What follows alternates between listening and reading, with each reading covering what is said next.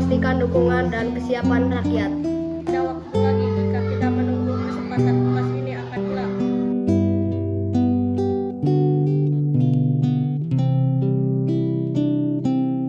Perdebatan sangat panas. Golongan pemuda tidak sabar menunggu keputusan Soekarno dan Hatta. Akhirnya pada malam tanggal 16 Agustus 1945, para pemuda membawa Soekarno Fatmawati dan membuat dokumen Rengas Depok.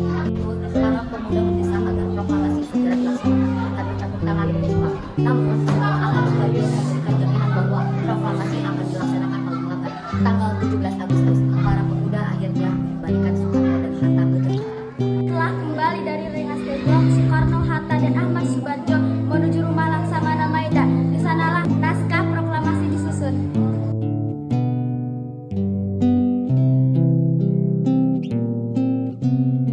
Mengenai pemerintahan kekuasaan akan dilaksanakan itu adalah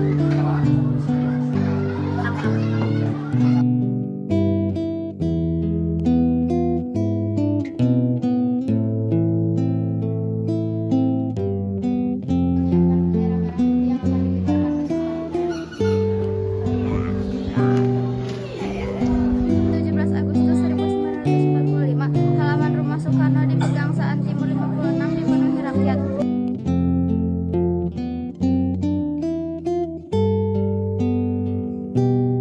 Proklamasi kami bangsa Indonesia dengan ini menyatakan kemerdekaan Indonesia.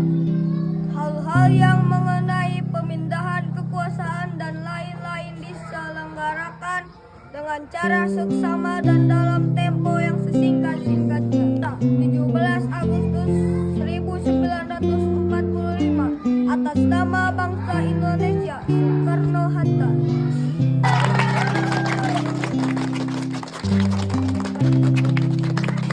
Setelah proklamasi kemerdekaan kita, mulai saat ini kita berdiri sejajar dengan bangsa-bangsa lain di dunia.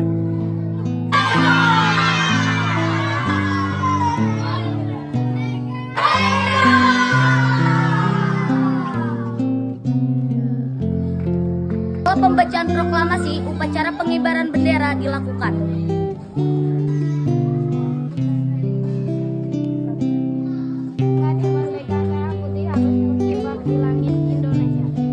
Saya diminta mengibarkan bendera, tapi saya rasa lebih tepat jika pemuda laki-laki yang melakukannya. Saya mendukung dari sini.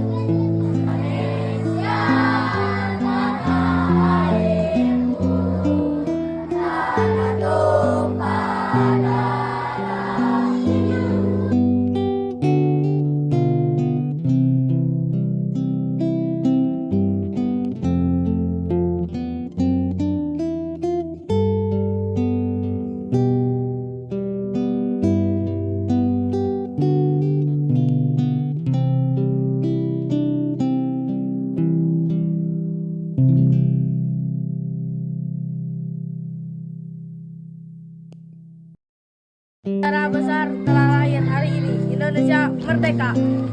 Menyebarkan berita ini ke seluruh penjuru negeri.